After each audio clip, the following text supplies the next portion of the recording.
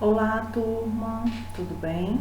Sou a professora Priscila Alencar, estarei aqui novamente com vocês na disciplina de Atenção Básica em Saúde da Família e hoje para falarmos um pouquinho sobre as doenças febris exantemáticas e dessa forma vamos explicar um pouquinho sobre as condutas preventivas na comunidade. Então nós temos como objetivo classificar essas doenças conforme os exantemas, descrever algumas delas, existem várias doenças febris exantemáticas e aqui nessa aula nós vamos dar um foco para dengue, zika, chikungunya, que nós devemos ver uma diferença que existe entre elas, já que têm sinais e sintomas parecidos e que podem estar chegando para vocês lá no atendimento da atenção básica e vocês terem dificuldade no diagnóstico. Então é por isso que nós vamos tentar trazer uma diferença entre elas para que vocês possam conseguir realizar. Além delas, 3 são muito presentes também na atenção básica, que é o sarampo, a varicela e a rubéola. Então, nelas também nós estaremos abordando aqui um pouquinho nessa aula.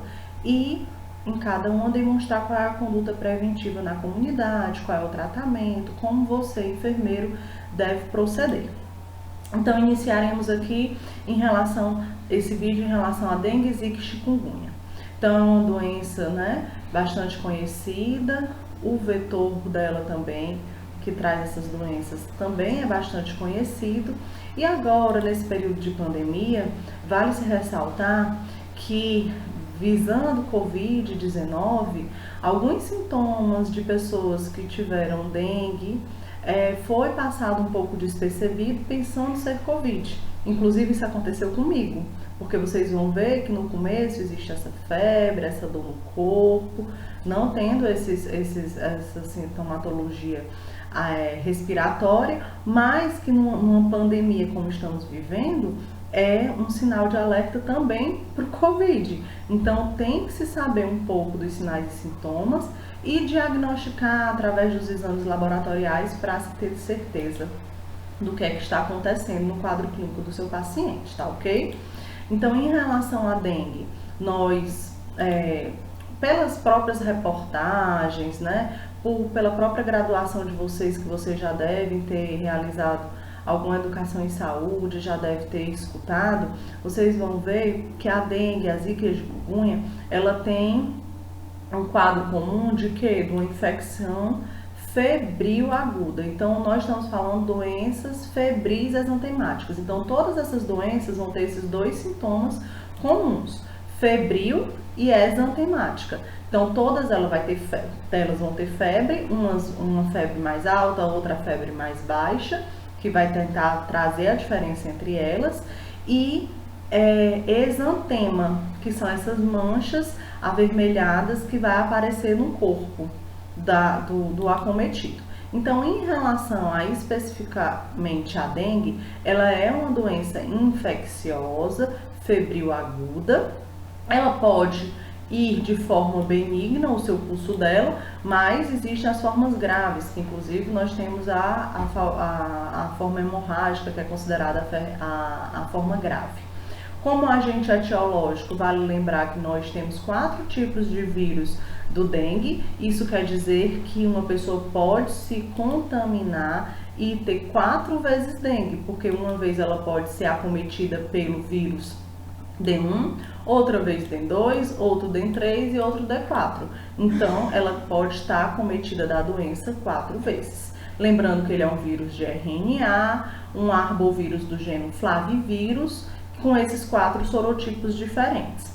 O vetor de transmissão, nós temos o mais comum no Brasil, que é o Aedes aegypti, que vocês conhecem por esse padrão do corpo meio acastanhado, com essas manchinhas brancas, mas também existe a infecção pelo Aedes albopictus, que não é o que aparece aqui no Brasil. Aqui nós vamos ter medidas preventivas em relação ao Aedes aegypti, certo? O modo de transmissão se faz pela picada da fêmea, e aí tem pessoas que falam pela mosquita, porque apenas a fêmea que vai estar trazendo essa transmissão, certo?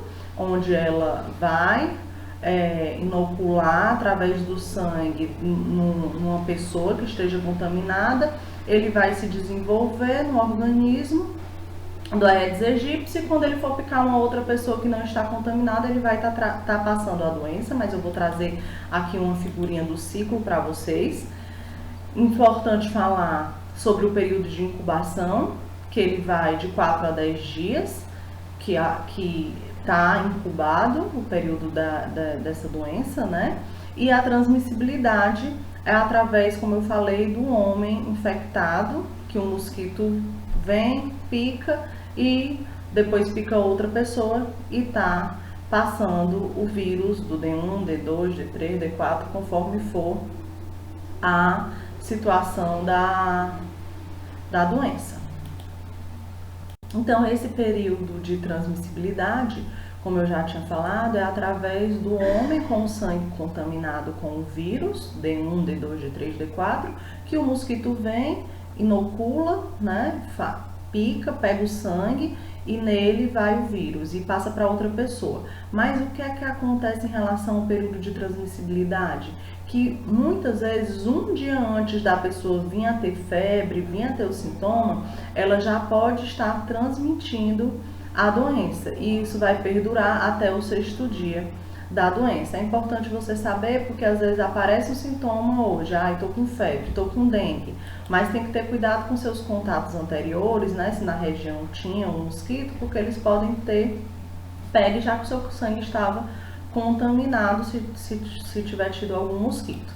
Então, mostrando aqui um pouquinho a epidemiologia da dengue, para dizer que é um problema de saúde pública, e esse gráfico é disponibilizado pelo Ministério da Saúde, e a gente verifica que nesse marrom escuro são os estados do Brasil que têm um risco muito alto.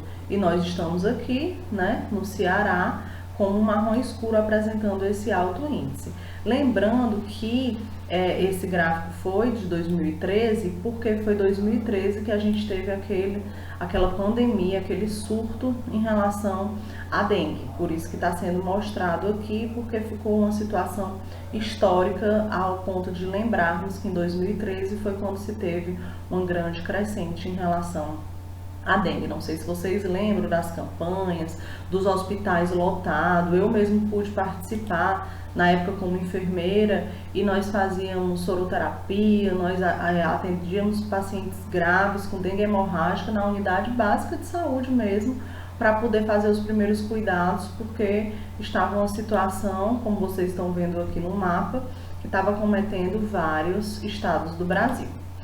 Então, relembrando em relação a esse mosquito, né, mosquita no caso, porque é a fêmea que faz a transmissão, que ele tem hábitos diurnos, então cuidado naquele período, né, do início da manhã, mas também no finalzinho da tarde, utilizar repelentes para evitar essa contaminação. E em relação às manchas dele, que está aqui acentuando para poder você verificar, ele geralmente fica ali na pele, ele tem mais ou menos o tamanho de 1 centímetro e ele não traz som, não faz som. Então, por ele não fazer som, aquele zumbido, quando você escuta o zumbido, não vai ser do Aedes aegypti, ali é uma muriçoca. Porque às vezes você mata a muriçoca pensando que é o Aedes aegypti, se você escutar o zumbidozinho, não é em relação a ele, porque ele não traz esse som. E mostrando aqui o ciclo do vetor, que ele tá aqui em ovo, e esse ovo vai eclodir, vai virar larva, vai para a pupa e vai para o mosquito adulto. Então é importante todas as nossas intervenções na comunidade em relação à higienização do local, limpeza, né?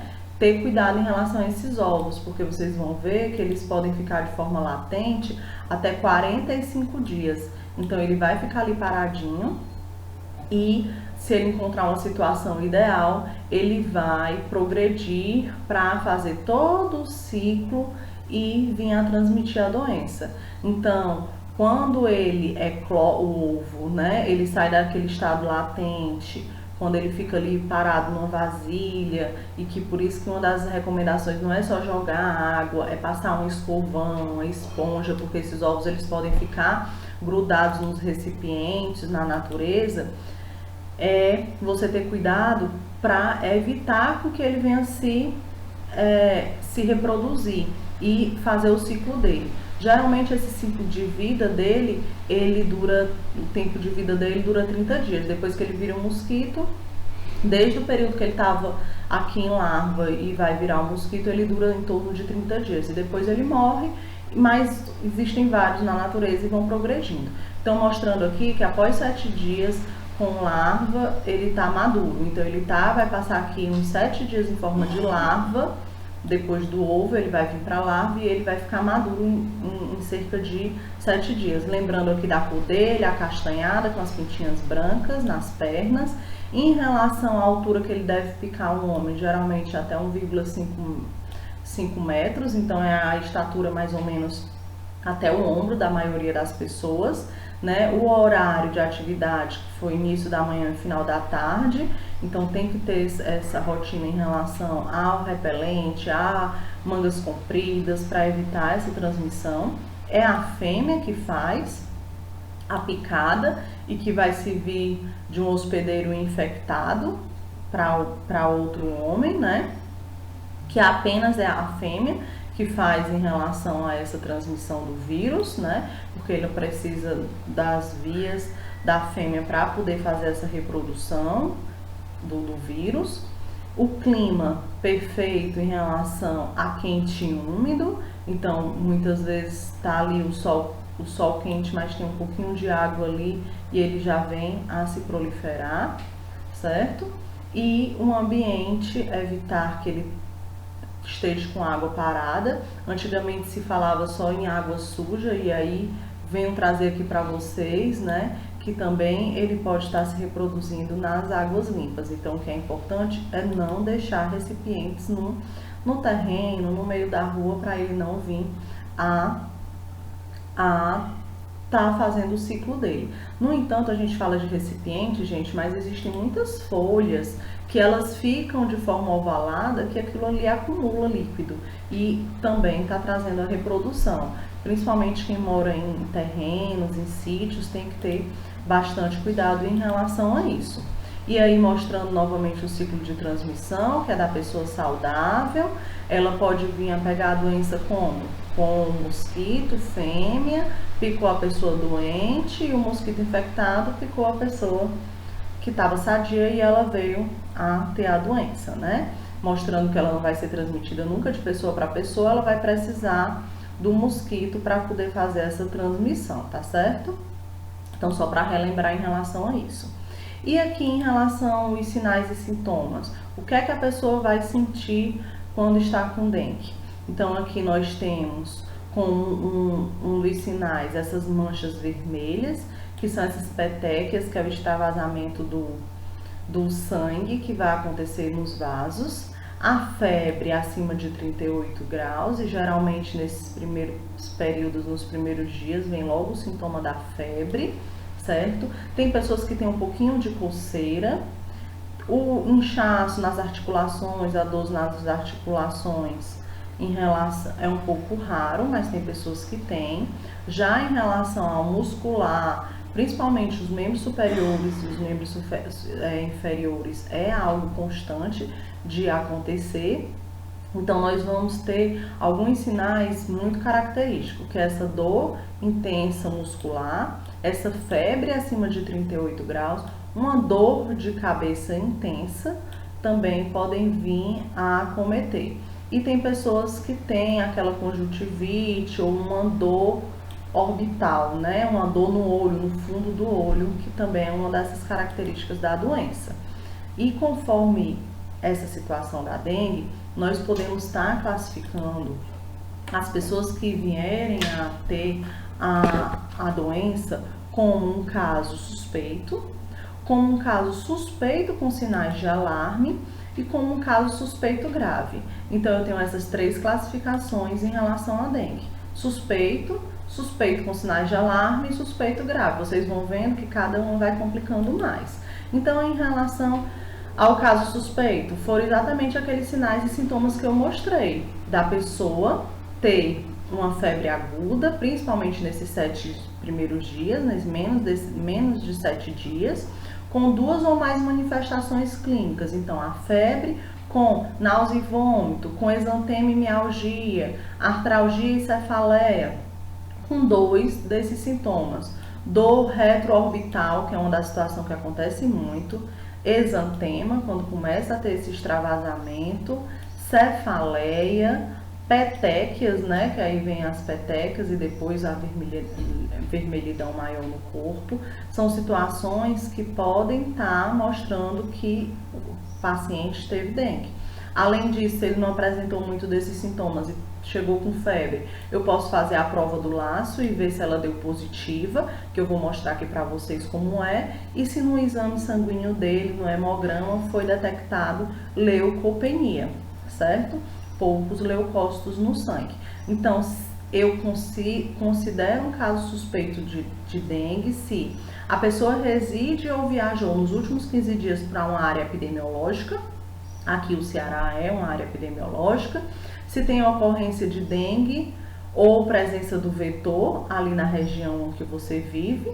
E se ela tem uma doença febril, se ela teve febre nesses 7 dias, com 2 ou mais manifestações dessas clínicas. Então, isso é considerado um caso suspeito de dengue.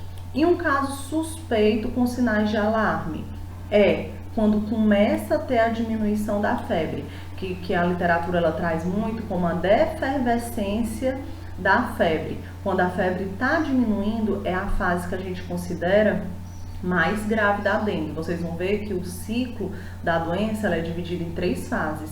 E vocês vão ver que essa primeira da febre é o que eu chamo de alarme, mas depois essa do meio, que é quando tem essa defervescência da febre, quando tem essa diminuição da febre, eu tenho que ter cuidado, porque muitas vezes é onde começa a aparecer a parte hemorrágica, onde começa a ter problemas mais graves. Então eu tenho chamado caso suspeito com sinais de alarme quando eu estou tendo essa diminuição da febre e um ou mais desses sinais de alarme, que seria o quê? Uma dor abdominal intensa, vômitos persistentes, sangramentos de mucosa, letargia, irritabilidade, hipotensão postural, que aí vocês vão ver que essa dor abdominal intensa, esses vômitos persistentes, esse sangramento de mucosa, são muitas vezes sinais de uma hemorragia ou sinais que ele está começando, o paciente ele vai começar ali a ficar desidratado pela perda de quantidade de líquidos do organismo, seja por sangue ou seja através do vômito. E aí esses 3 sinais abaixo, letargia, irritabilidade e hipotensão postural, já são sinais com o paciente que ele pode ter um choque hemorrágico. Então já são sinais que ele já está com uma situação de maior comprometimento. Ele ainda não está em choque, porque quando ele está em choque, eu chamo caso suspeito grave, ó, choque. Mas ele está me demonstrando que ele está com os sinais, sintomas dele piorando ao ponto dele vir a ter um choque. Então eu tenho que ter cuidado em relação a isso. E aumento progressivo do hematócrito. Hematócrito são as células sanguíneas que estão ali presentes dentro dos meus vasos. O que é que acontece esse aumento progressivo do hematócrito? Eu estou ali com os meus vasos cheios de células sanguíneas e eu estou tendo extravasamento desse meu líquido para onde? O exterior através do vômito, né, que aí evita entrar mais dentro da corrente sanguínea, mas eu também estou tendo extravasamento intersticial, indo para fora do vaso, indo para o tecido. E esse vazamento desses líquidos que acontece dentro da dengue faz com que aconteça o quê? A pessoa pode ficar um pouquinho inchada, mas ela perdeu o líquido do vaso, ela perdeu o plasma do vaso. Quando ela perdeu a plasma do vaso, as células sanguíneas elas ficaram mais concentradas. E aí eu tenho um aumento progressivo do hematócrito. Então, isso é uma das situações que nós observamos sempre nos exames sanguíneos que é solicitado, que é exatamente para ver como é que está o hematócrito do paciente. Se aquele hematócrito começa a subir, eu já fico em alerta da situação dele que pode estar agravando, porque ele está ali com um acúmulo maior de células sanguíneas, porque está tendo um extravasamento muito grande de plasma para os tecidos e saindo da corrente sanguínea, ok? Para vocês não decorarem, é importante você entender como é que acontece esse mecanismo. É por isso que o paciente da dengue, ele vem a estar desidratado, ele vem precisar tomar como terapia a soroterapia, o soro oral, exatamente porque acontece essa desidratação intensa. E quando ele tem esses sinais de letargia, irritabilidade, hipotensão e o concentrado, né, de hemácias, tendo esse hematócrito aumentado, se perdura, ele vai vir para um caso suspeito grave, quando ele vai ter um choque, quando ele vai ter um sangramento grave, como ele vai ter comprometimentos de órgãos como o fígado. Então essa situação que nós conseguimos visualizar dentro da dengue. O caso suspeito, que é mais simples, um caso suspeito com sinais de alarme, que é com esses sinais de sangramento, e um caso suspeito mais grave, que ele pode vir a ter um choque hemorrágico. E em relação a esses sinais do choque que eu falei anteriormente, nós temos que estar atento em relação ao quê? A pressão arterial, se ela não tem uma diminuição de 20 milímetros de Hg, de 20 milímetros de mercúrio do que ela era normal, se as extremidades não estão ficando frias, se não tem uma cianose e esse pulso rápido para poder levar o sangue para as extremidades. Então, tenho que ter cuidado, porque nesses casos pode acontecer o óbito em 24 horas. Então, é muito rápido que nós devemos proceder em relação às intervenções. Se você está na unidade de atenção básica, você tem que transferir esse paciente imediatamente para o hospital e ali já vai fazendo a intervenção conforme a prescrição de 2 acessos abertos, calibrosos, com soro. Muitas vezes se faz também até albumina, que é uma molécula grande, e essa molécula grande dentro do sangue, o que é que ela vai fazer? O meio vai ficar mais concentrado e vai deixar esse volume maior em relação aos vasos, além dela poder também puxar os líquidos que estavam no interstícios para dentro do vaso. Então também se faz essa reposição com a albumina. E aqui eu trago para vocês, que é muito importante, que vocês podem estar fazendo na unidade de atenção básica, é a prova do laço. Não sei se vocês lembram que nos 2, 3 slides anteriores eu falei um pouquinho em relação aos casos suspeitos que você pode estar detectando com os sintomas ou com a presença de algumas confirmações. Que uma das confirmações, no caso, seria a prova do laço. Então, a prova do laço positiva, porque você vai contar o número de gotículazinhas de sangue, que a gente chama de petequias, que vai acontecer nessa região, para que vocês consigam fazer o diagnóstico. Então, a primeira coisa que eu vou precisar é de um aparelho, né, de pressão, e eu vou medir, né, vou aferir a pressão do meu usuário. Depois que eu aferir, eu vou ter ali a sístole e a diástole. Então, vamos fazer de conta que a pressão do meu paciente foi 120 por 80 milímetros de mercúrio. Então, a sístole dele foi 120, a diástole dele foi 80. Então, eu vou fazer uma média em relação a essas duas pressões, como 120, que foi minha pressão arterial sistólica, mais 80, que foi minha pressão arterial diastólica, eu vou dividir por 2. Então, por exemplo, 120 com 80 dá 200, dividido por 2 dá 100. Então, quer dizer que na minha prova do laço, depois que eu verifiquei a pressão, aí eu deixei ali a circulação do sangue, né, desinsuflei, deixei a circulação no vaso acontecer e fui fazer o cálculozinho da minha média de pressão. A média que deu foi 100.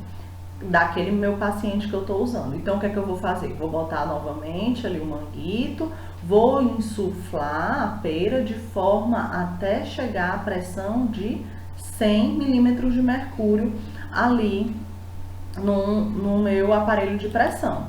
Quando eu chego a 100, eu fecho, para evitar que aquela pressão, né, venha diminuir no meu manguito e eu não consiga ter a circunferência ali do braço do meu paciente de forma a gerar petequias. O que seriam essas petequias?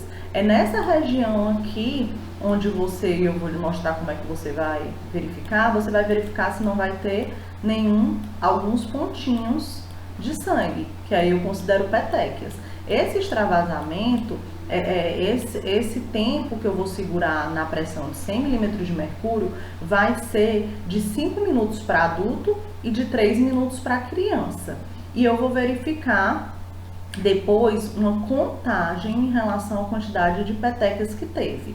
Então é orientado fazer, não vou contar no braço todo, eu procuro a região que eu tive mais pontinhos de petequias e vou fazer um quadrado medindo 2,5 por 2,5 centímetros na região que eu tive o maior aparecimento dessas petequias. Geralmente essa região que acontece é essa região aqui no antebraço, certo? Abaixo dessa preguinha do cotovelo, como tá mostrando aqui, aqui é a prega do cotovelo, abaixo da prega do cotovelo no antebraço.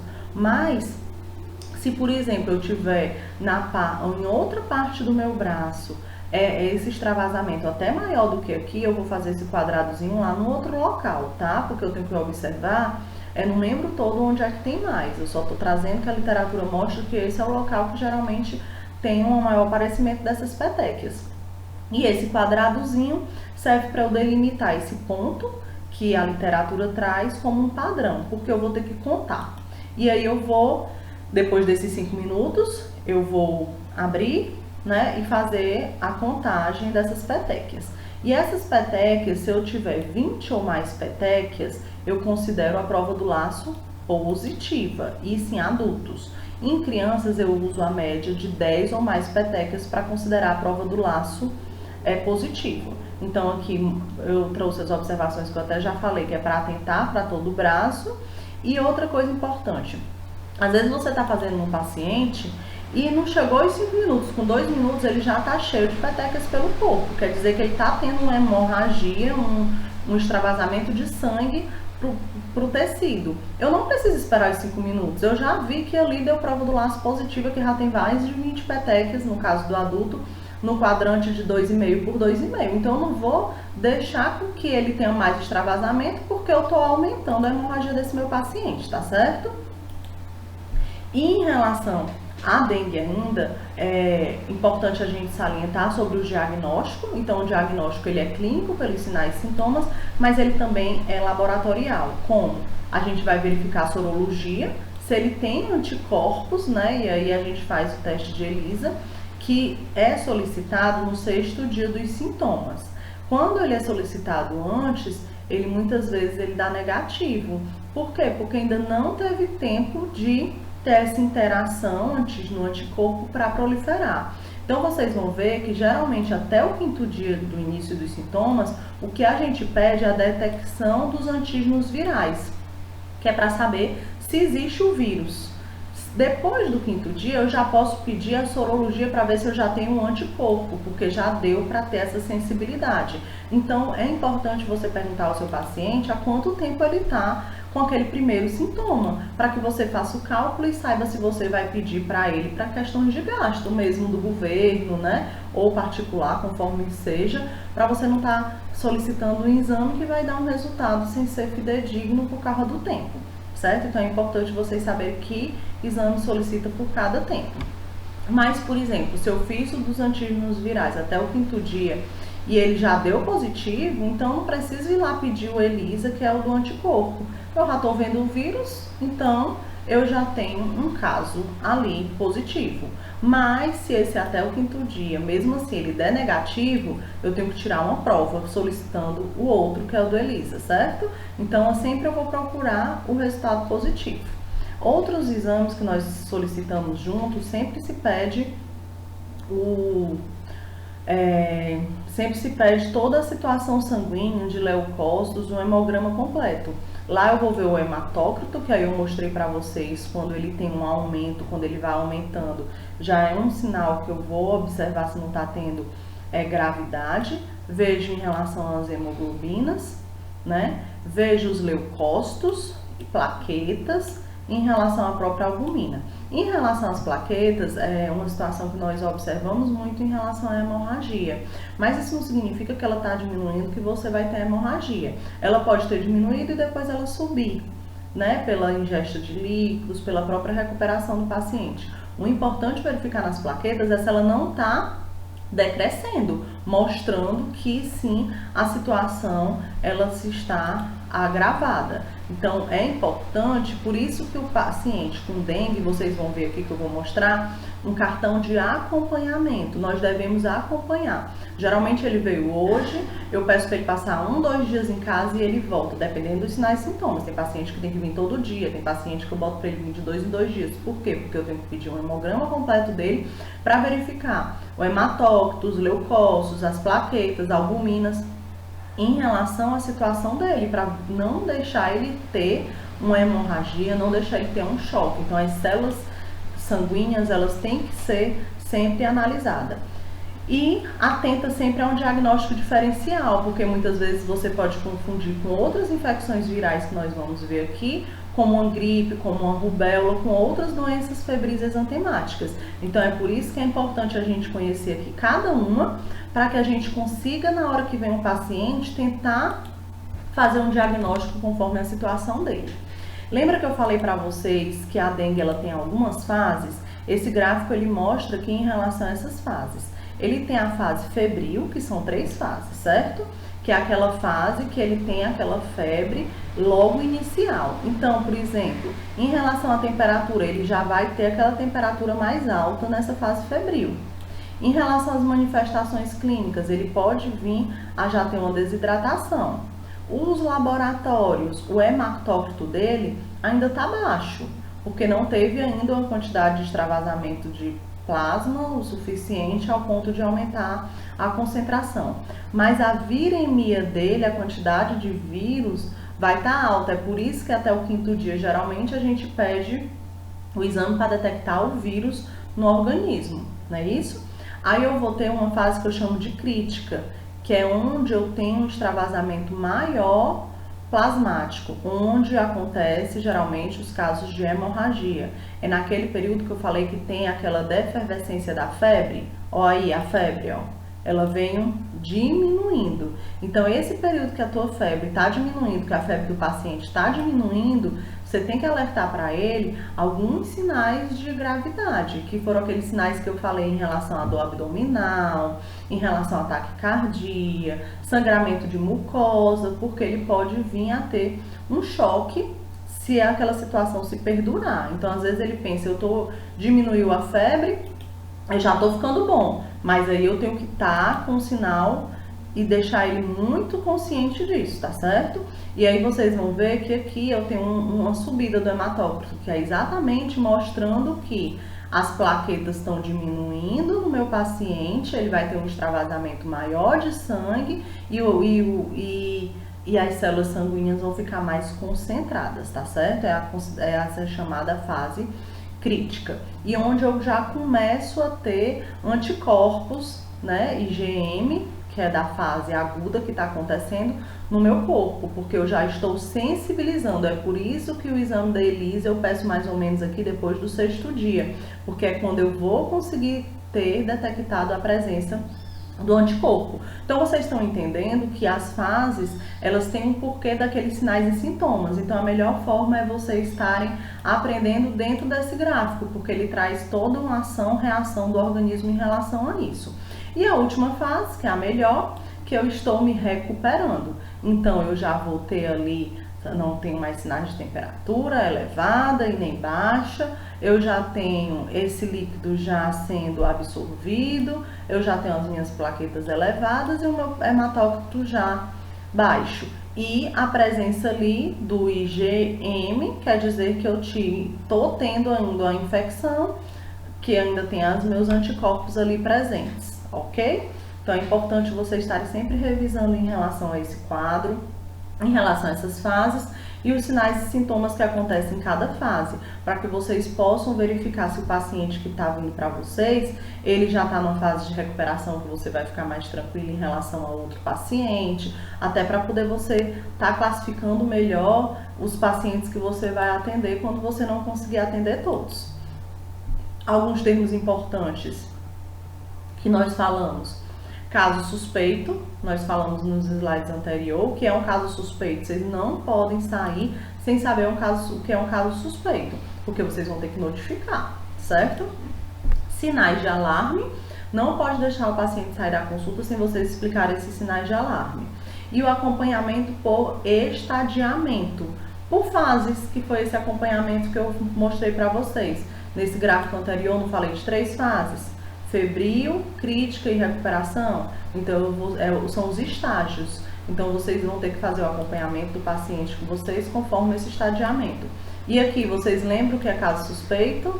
Lembram o que são os sinais de alarme? Então, eu trago novamente aqui para vocês aquele mesmo slide, para vocês lembrarem que o caso suspeito, quando a pessoa reside ou viajou nos últimos 15 dias para uma área epidemiológica, quando tem a ocorrência de dengue ou do vetor ali naquela região, e se ela teve febre nesses primeiros 7 dias, com 2 ou mais manifestações clínicas que foi explicado anteriormente. Então, esse é o caso suspeito, tá ok? E os sinais de alarme, que é exatamente a dor abdominal, sangramento, a hipotensão postural, quando ele vai se levantar, ele fica tonto e a pressão dele tá baixa. Então, são situações que vocês não podem confundir essas nomenclaturas, tá ok? Em relação ao manejo clínico desse meu paciente, eu sempre vou tentar evitar a morte, porque a complicação da dengue, e aí, gente, a morte, acontece mortes com dengue, e eu vou ser muito sincera para vocês, esses casos de morte no dengue, ela é mais em idoso e em criança, porque ela tem um comprometimento de dar uma encefalite, dar um comprometimento neurológico.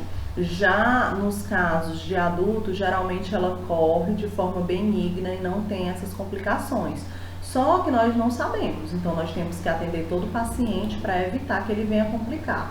Então, a primeira coisa, eu sempre tenho que reconhecer a doença, ver a classificação daquele paciente, se ele está no caso grave, se ele não está no caso grave, né?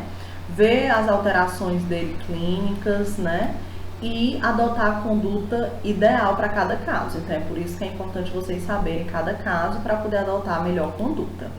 E é o que a gente chama de estadiamento. Eu falei anteriormente, estadiamento em relação às fases, né, que eu falei da dengue naquele gráfico, mas eu tenho a questão do acompanhamento clínico do estadiamento de forma mais criteriosa em relação ao A, B, C, D, que nós chamamos os 4 estágios clínicos, certo? Ali aquelas 3 são as 3 fases que elas estão dentro desse estadiamento, mas propriamente dito, o estadiamento clínico é quando eu tenho essa divisão entre o paciente A, ou se ele é um paciente B, ou se ele é um paciente C, ou se ele é um paciente D. O que é que quer dizer isso?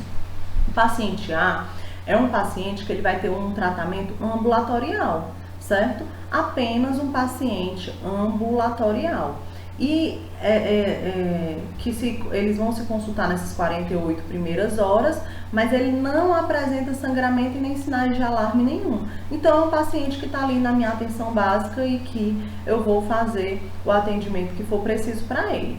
Já o meu estadiamento classificado como B é quando eu estou ali na minha unidade de saúde, né? E esse meu paciente, ele vai precisar de um leito de observação.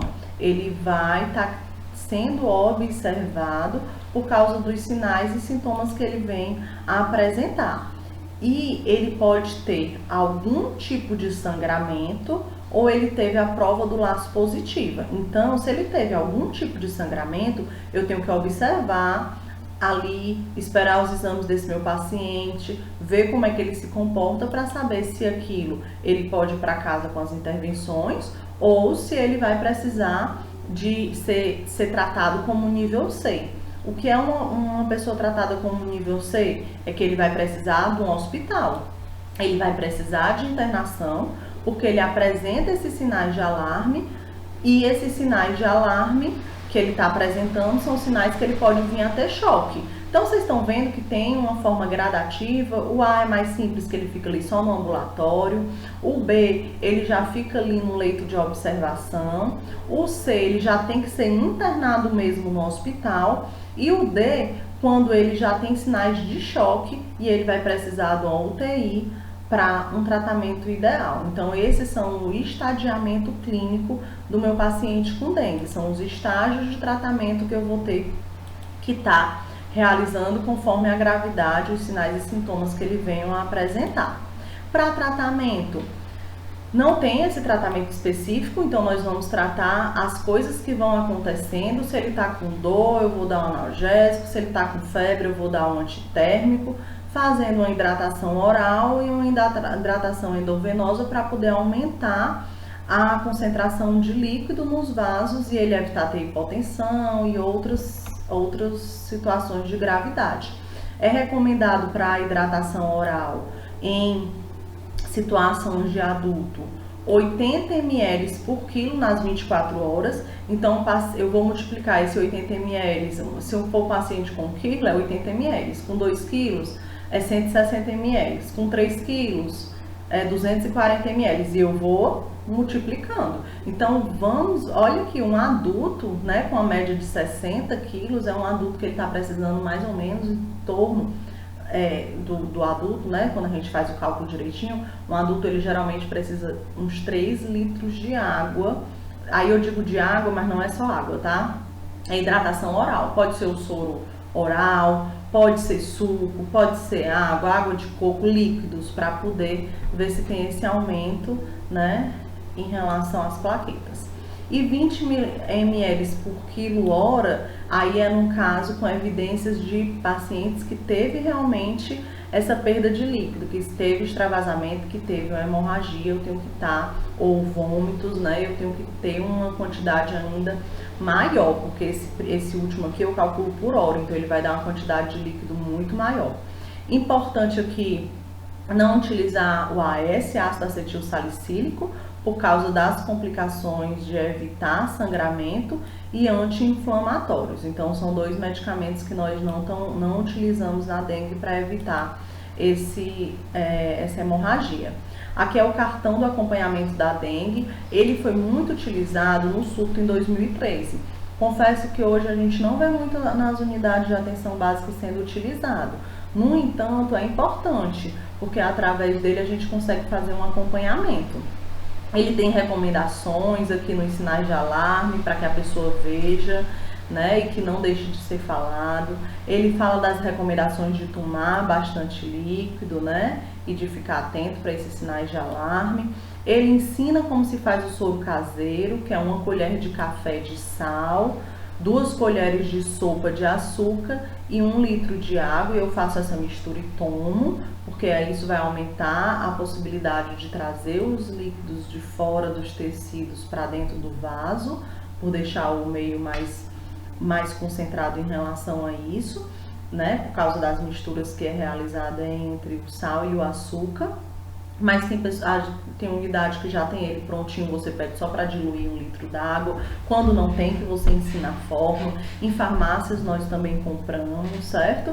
Para fazer hidratação oral, mas não precisa ser só com soro. Você pode estar utilizando chás, você pode estar utilizando sucos, água de coco, outras formas de líquido. O importante é que você faça o esquema que é solicitado para o seu peso, que geralmente um adulto é em média de 3 litros de água por dia. E aqui nesse cartão ele traz, ó, quando foi o início dos sintomas, para poder a gente classificar ali se ele já está perto de terminar ou não, como é que está a coleta dos exames, e aí ele vai anotar tudo, ó, hematócritos, as plaquetas, os leucócitos, a sorologia, como é que deu, que é exatamente para poder fazer esse acompanhamento.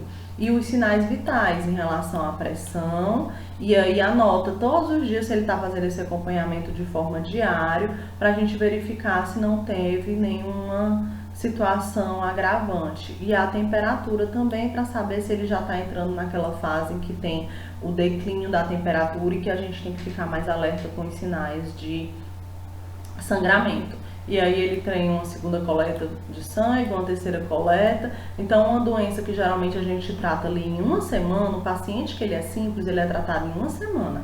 Geralmente eu tenho 1 a 3 coletas de exame, que é exatamente para eu poder estar acompanhando esse paciente.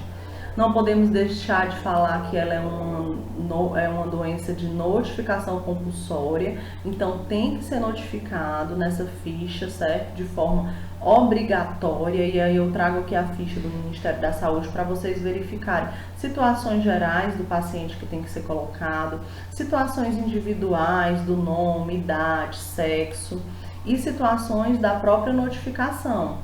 Em relação ao caso suspeito, ele vai receber uma numeração e aí o local que iniciou esse surto, para poder a gente verificar como é que estão esses logradouros, como é que estão esses locais. Em relação a residência em si, onde é, para que exatamente não existam essas situações que você consegue verificar de forma epidemiológica qual é o bairro que tem maior concentração. Então as notificações, quando elas são feitas completas, detalhadas, a gente consegue ter isso. E aí eu trago de novidade aqui para vocês agora mesmo na pandemia do Covid, que sai um artigo, que eu também coloco o link para vocês, que ele sugere que pessoas que tiveram dengue possa ter uma imunidade para o Covid-19. Então está se fazendo vários estudos comparativos e esse estudo mostrou que as pessoas que estavam tendo dengue, elas não estão sendo acometidas de Covid-19. Então tomara que isso aí realmente aconteça, porque a gente diminui a quantidade de casos, mas isso é um estudo e o estudo ele diz realmente que sugere, tá? Então, gente, em relação à dengue é isso que eu tenho para falar para vocês. E aqui nós temos a febre chikungunya. Então, pela foto que vocês estão vendo, vocês observam a questão de dor, né? O comportamento de dor. Então, realmente é uma das situações que acometem muito a pessoa com chikungunya, essa dor, principalmente essa dor nas articulações, né? Que incomodam muito. Então, eu trago aqui para vocês em relação a transmissão, nós temos do mosquito do gênero Aedes aegypti, mas também há transmissão através do Aedes albopictus, como acontece em relação a outras doenças, que nós temos mais de um, né, como a própria dengue, mas que nós temos a presença maior no Brasil do Aedes aegypti.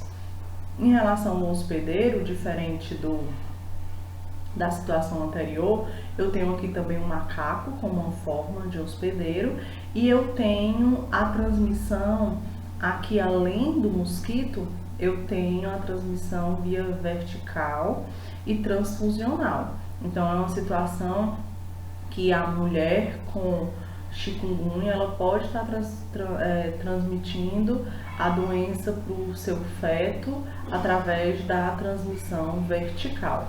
E também há casos na transfusão. Importante falar sobre o período de incubação, que é em média de 3 a 7 dias, certo? Mas que pode até ir mais para frente para os 12 dias, mas o período de incubação que eu estou falando aqui. E o extrínseco que ocorre durante o vetor, em torno de média de 10 dias. Em relação à epidemiologia, nós tivemos primeiros casos em 2010 com pessoas, né, através de viagens da Indonésia. Nós tivemos também em 2014 6 casos no Brasil de soldados que estavam em missão no Haiti. Em 2015 ocorreu esse surto na América do Sul e estima-se que 2.500 desses casos foram no Brasil, mas com a concentração maior na Bahia, em Minas e São Paulo, que foram os locais que teve a maior concentração desses casos. Mostrando os sinais e sintomas para vocês, que há forte dor de cabeça, dores nos ossos e nas articulações, que é um fator que é muito presente em relação à chikungunya, um inchaço, uma vermelhidão, e aí essa vermelhidão é considerada a doença exantemática, febril, porque também existe a febre, e aqui é uma febre alta, e um cansaço, uma dor no corpo. Então vocês têm que sempre se lembrar, quando falar de chikungunya, daquela foto mesmo da pessoa se encurvando com dor, porque ela é uma das características mais marcantes da doença, que faz com que você tenha uma visão diferente, por exemplo, da dengue, é essa dor exacerbada nas articulações. Então, o que eu trago de diferença e que chama a atenção é em relação a uma febre alta, uma dor articular, uma dor muscular intensa e o inchaço nas articulações, que é muito presente nos casos de chikungunya. Além dos outros sintomas, que é uma doença exantemática, então tem as doenças, a vermelhidão, tem a dor de cabeça, tem casos de conjuntivite e casos neurológicos é raro, mas também existe comprometimento. Mais importante vocês lembrarem sempre da dor articular e dor muscular mais intensa e dessa febre alta e um inchaço mesmo ali na região das articulações, que é uma das situações bem características da doença. E aí eu trago o edema nas mãos, uma mão inchada, um edema de face, né, o eritema difuso, que são as vermelhidões no corpo todo, e um inchaço aqui nas articulações, que é bem característico da doença, mostrando os sinais crônicos que se perduram, né? Tem pessoas que ficam durante anos ainda sentindo essas dores, mas tem casos de pessoas que ficam assintomáticos, que é a grande maioria. Mas tem casos que tem anos que a pessoa vem sentindo dores ainda de resquício do vírus que foi acometido, certo? E temos complicações raras quando atinge o coração, né, o músculo cardíaco, e aí eu trago uma inflamação cardíaca. Quando eu atinjo as meninges, e aí eu trago uma meningoencefalite. Em caso de hemorragias graves, e pode vir até uma morte, certo? Quando vai se complicando o caso. Ela é classificada de forma chikungunya aguda, subaguda e crônica. E aí, a crônica é por mais tempo, é aquela que se perdura anos, a aguda é a inicial. Então, é um caso inicial, é aquela febre alta que eu falei que é característico, as dores, né, intensas, e o exantema maculopapular, que é aquele exantema maior que vai aparecendo na pele, a pele vermelhada, certo? O exantema dessa pele mais avermelhada. Esse caso, quando a pessoa está com todos esses sintomas, eu já considero um caso suspeito, principalmente se ele está residindo ou se ele vem de áreas suspeitas há 2 semanas. Então, se ele tem esses sintomas e ele reside ou visitou áreas suspeitas há 2 semanas, eu digo que ele é um caso suspeito de chikungunya. E aí eu tenho uma classificação de subaguda, quando eu tenho o quê? Após 10 dias, eu tenho que estar melhorando. Se eu não melhorar, eu vou gerar alguns distúrbios vasculares periféricos, que aí faz parte dessas vermelhidões, desse sangramento. As dores nas articulações são agravadas. A pessoa começa a ter sintoma depressivo pelo próprio quadro mesmo de dor que não vem a passar, certo? Cansaço, uma fraqueza. E tem uma situação crônica, quando esses sintomas eles vão persistindo, e a gente diz que ela é crônica quando ele persiste por mais de 3 meses. Em relação aos sinais de gravidade, que eu tenho que estar sempre atento à doença, é se ele vai ter algum comprometimento neurológico, se a pessoa vai demonstrar alguma confusão em relação à situação neurológica, se ela tem sinais de choque hemorrágico, dificuldade para respirar, uma dor torácica que pode ser exatamente em relação à endocardite, alguns problemas no coração que pode vir a estar acometendo, se ele está descompensado, se ele teve sangramento nas mucosas, né? E aqueles sinais de hipotensão, ou aqueles sinais de choque hemorrágico, que é a hipotensão, aquela pele fria, cianótica, e casos de neonatos, que muitas vezes eles não suportam um quadro clínico. Importante, primeiro, conhecer todas essas outras doenças, porque vocês vão ver que existem coisas semelhantes. Por exemplo, aqui a gente já falou sobre dengue e tem sinais e sintomas semelhantes. Então é importante conhecer um pouquinho de cada uma, porque você vai excluindo quando você verifica sintomas que não tem a ver com aquela doença. E aí você consegue chegar num diagnóstico clínico pelos sinais e sintomas ou através do ambulatorial. Ideal solicitar sempre um ambulatorial, e aí eu tenho a sorologia do IgM, que é o verificar se eu tenho um anticorpo, certo?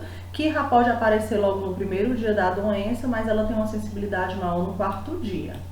O isolamento viral mesmo, para ver se existe o vírus, e através do RT-PCR, que também é solicitado.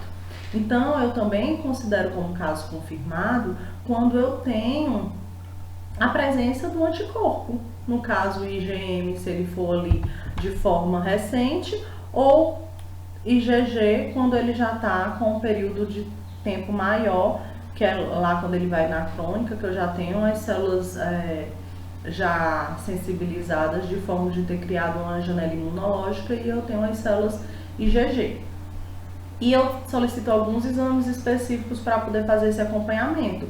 O hemograma, para verificar como é que estão as células, do mesmo jeito que eu fiz na dengue, para ver se ele não tem uma chance de ter algum tipo de hemorragia, já que tem uns agravamentos em relação aos hematócitos, né, as hemácias, que possam estar vindo a gerar uma situação de extravasamento sanguíneo. E aqui o que a gente nota como sinal, a leucopenia. Então, na chikungunya, eu tenho essa quantidade de leucócitos diminuídas.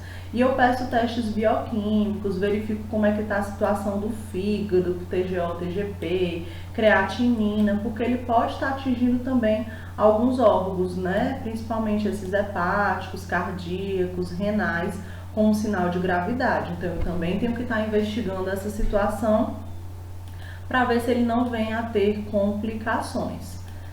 Em relação ao tratamento, né, essas doenças febris exantemáticas, muitas delas não têm esse, né, são doenças virais, então ela não tem esse tratamento específico, eu trato os sinais e sintomas.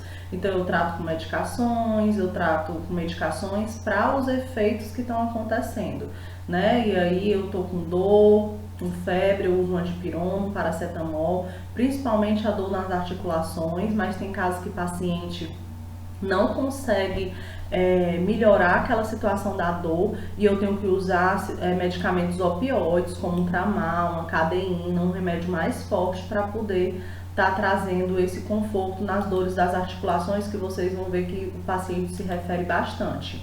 Uma outra situação que nós podemos fazer é compressas mesmo com água fria, é recomendado 20 minutos de 4 em 4 horas ali na região para ter aquela sensação de dor diminuída. Importante não utilizar o ácido acetil salicílico e os anti-inflamatórios por causa da questão de favorecer os sintomas de hemorragia. Do mesmo jeito da dengue, vocês vão ver essa situação aqui na chikungunya. E em relação aos profissionais, eles vão estar verificando se esse paciente tem uma suspeita clínica, ele vai fazer uma notificação, ele vai orientar o paciente, ele vai classificar esse paciente conforme os exames laboratoriais que forem solicitados, que o enfermeiro também pode solicitar. Falo do que é contraindicado ele tomar por causa das situações hemorrágicas e eu explico. O enfermeiro, ele conforme a resolução da portaria do município que ele pode estar prescrevendo algumas medicações como antitérmicos, mas vale salientar que cada município tem sua portaria em relação à prescrição, então vocês precisam estar verificando. Vou classificar esse paciente, né, de caso suspeito, vou orientar um plano terapêutico, uma prescrição em relação àquele paciente. Então, todas essas situações eu devo estar conhecendo para poder realizar de forma adequada, de acordo com os manuais. Uma outra doença, que são 3 doenças que andam muito juntas em relação aos sinais e sintomas, que a gente está vendo, é a dengue, chikungunya e agora eu vou falar sobre o Zika. Zika já foi uma doença muito falada, teve muitos pacientes que tiveram, principalmente quando estavam grávidas e as crianças vieram a ter microcefalia. Até hoje a gente tem verifica muitas crianças, né, que a gente atende em relação a isso, principalmente quando aconteceu o surto da doença no Brasil. Então, mostrando para vocês em relação ao vírus da Zika, que ele foi isolado na primeira vez em primatas, né, humanos e ugandá, na floresta de Zika, por isso que o nome é Zika, em 1947. Já de 1951 a 2013, a gente começou a ter evidências sorológicas em humanos, observando a doença principalmente na Ásia e na Oceania. E nas Américas, né, onde nós vivemos, o vírus mesmo ele veio ser identificado na Ilha de Páscoa, no território do Chile, que é onde foi a primeira vez que foi notificado em relação às Américas. mostrando também ali nosso mosquitinho bastante conhecido, né, o Aedes aegypti, que é uma forma de estar transmitindo, né, através do mosquito, da fêmea. Mas além disso, ele pode estar sendo transmitido a zika por questões ocupacionais, né, por instrumentos, né, onde tem aquele sangue contaminado, pela transmissão vertical, onde é passado de mãe para filha, então tem que ter muito cuidado exatamente no uso de repelente, no uso dessas situações ou roupas compridas, para que evite que as mulheres grávidas venham a contrair zika e daí não esteja passando para o seu bebê. E em relação sexual, então até as mulheres grávidas, né, a gente orienta elas usarem, casadas que não usam mais preservativos, a gente orienta a utilizar preservativo, porque o marido pode estar contaminado e passar pelo sêmen para a mulher, e a mulher grávida está passando para o filho e aí vem uma criança com microcefalia. Então toda essa situação deve ser explicada para que haja a proteção adequada, e para isso o paciente ele precisa saber quais são os riscos, como são as formas de transmissão, para que ele possa realmente estar se prevenindo. Então, um dos sinais e sintomas que nós observamos em relação à zika são as dores nas articulações, que aí vocês veem presente também na chikungunya, mas as dores das articulações da chikungunya é muito mais forte, certo?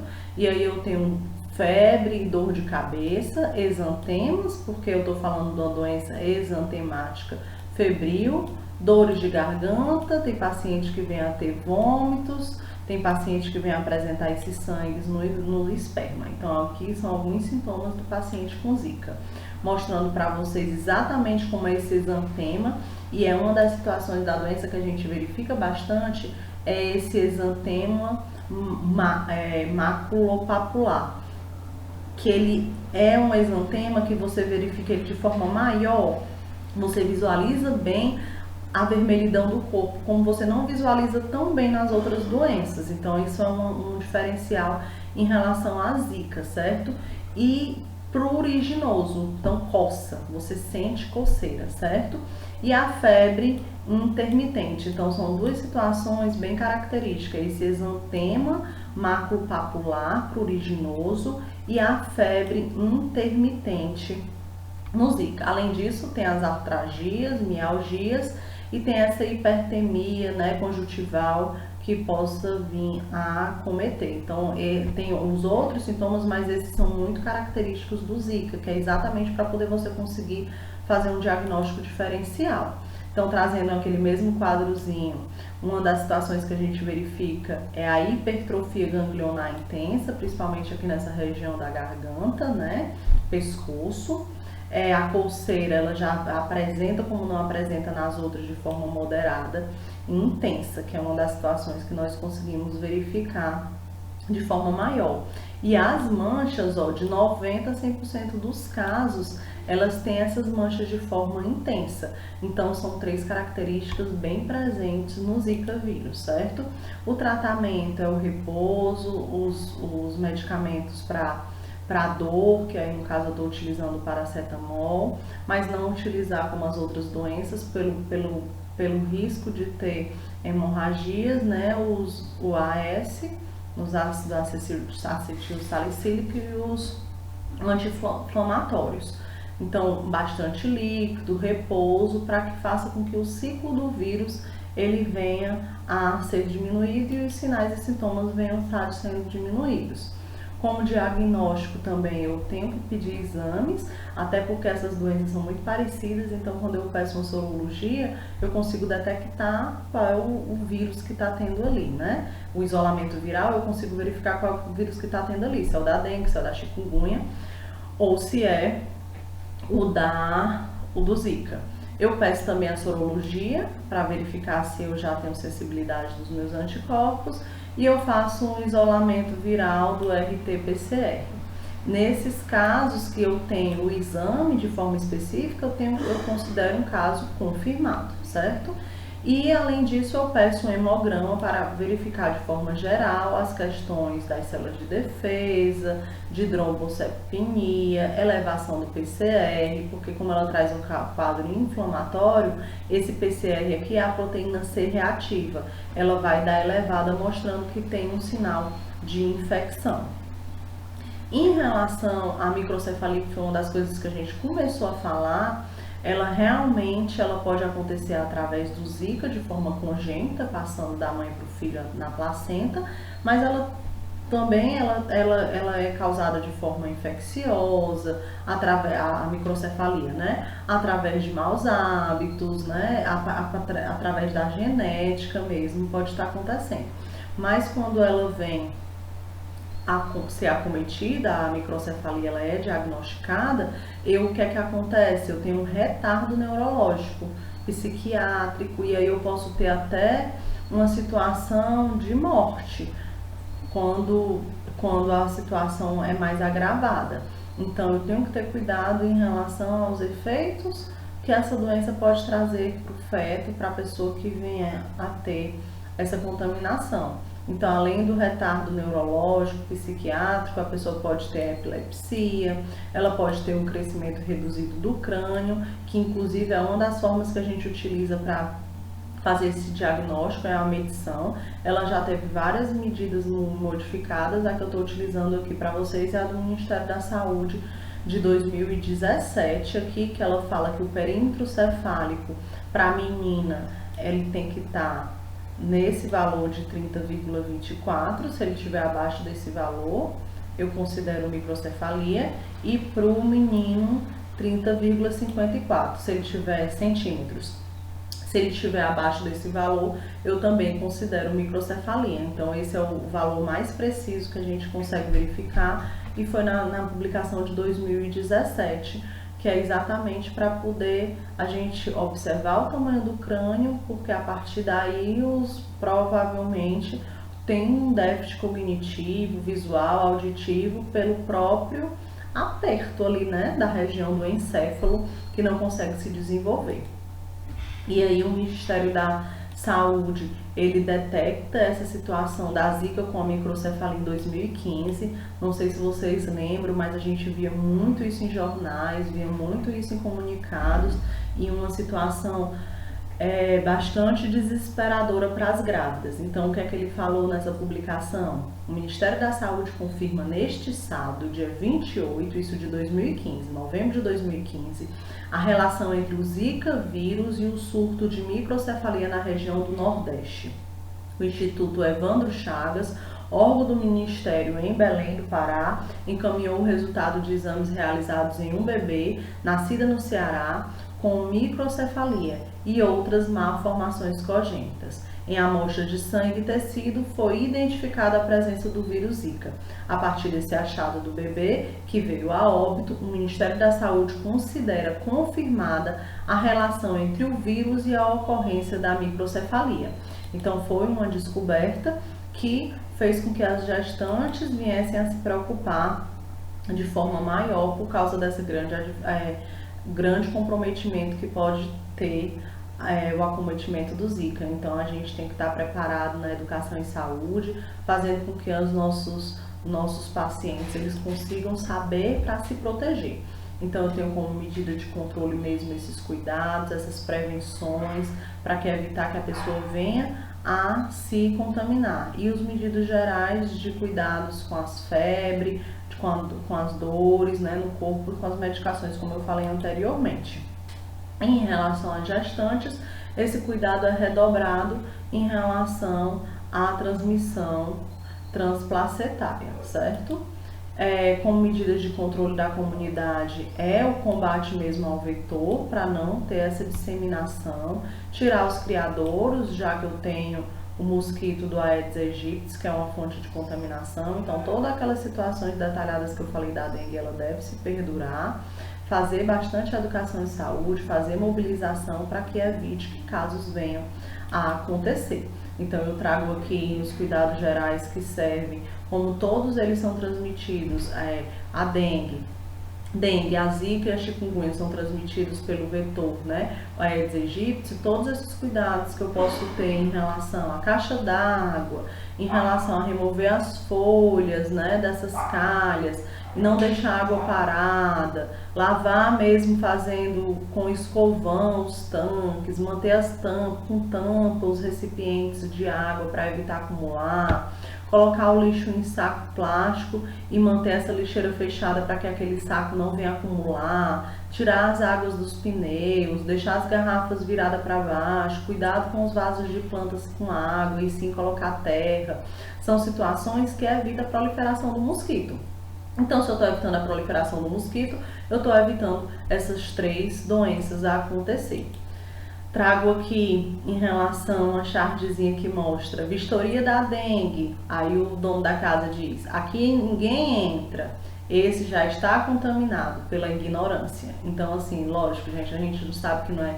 A charge ela fala aqui em relação à ignorância. Existem pessoas que realmente elas não permitem a entrada, né, de todo o tratamento que é feito, até do governo em relação às casas que vai se fazer essas visitações, mas também por questões de segurança, né? Aqui a charge é para mostrar como uma situação de ignorância, mas a gente sabe que muitas vezes isso não é permitido por causa de insegurança. Então, se você não permite que ninguém entre na sua casa, então pelo menos cuide e faça todas as detecções ideais, e você, como profissional da saúde, tem que estar explicando. Então, turma, aqui eu termino o nosso vídeo sobre dengue, chikungunya e zika. É importante que ao final vocês consigam estar voltando, verificando alguns sinais e sintomas que são parecidos. Vocês vão ver que nos manuais que eu coloco para vocês, existem umas tabelas que elas mostram, que elas fazem de forma a diferenciar os sinais e os sintomas do zika, vírus e chikungunya, onde, por exemplo, ele coloca febre, aí coloca a temperatura que acontece em cada uma, mialgia, aí coloca se um é mais presente ou na outra é menos presente. Então isso é uma forma de vocês esquematizarem um pouco do que eu falei para vocês, mas em relação a essas 3 doenças febris exantemáticas, que inclusive é uma das que muito aparecem para vocês como caso na atenção primária à saúde, vocês podem estar voltando, esquematizando, para tentar realmente ver quais são as peculiaridades de cada uma e assim conseguir ter um diagnóstico mais preciso.